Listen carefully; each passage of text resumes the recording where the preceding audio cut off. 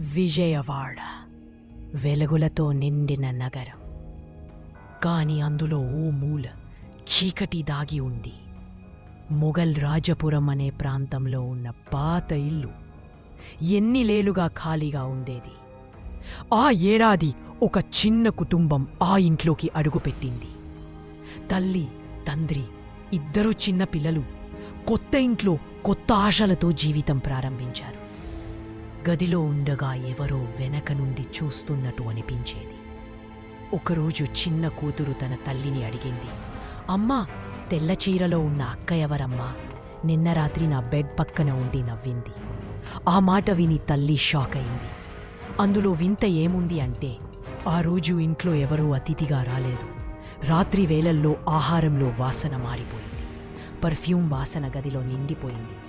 ఒక రాత్రి కుటుంబం మొత్తం తలుపులు వేసుకుని నిద్రపోయింది. ఆదివారం ఉదయం తలుపు తెరిచి ఉంది. అందరూ తలకిందులుగా పడిపోయి ఉన్నారు. ఉన్నవారికెవ్వురెవ్వరూ స్పష్టంగా చెప్పలేరు, అది కలా, నిజమా? కాని ఆ రాత్రి తర్వాత సంపూర్ణ ఖాళీ. ఆ ఇంట్లో ఒక్కరోజు కూడా వారు ఉండలేకపోయారు. వెంటనే కుటుంబం ఆ ఇంటిని ఖాళీ చేసి మరో ప్రాంతానికి వెళ్ళిపోయింది.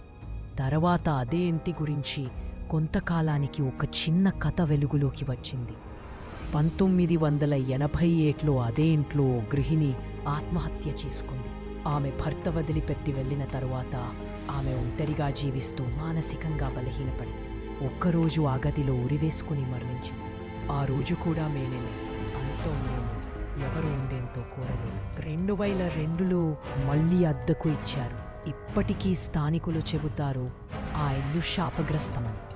చీకటి పడ్డాక ఆ వీధిలో ఎవరూ నడవలేత, అట్ట ఎవరూ పట్టులేను. అక్కడ ఎవరో ఇప్పటికీ లోపల తిరుగుతున్నట్టే ఉంటుంది.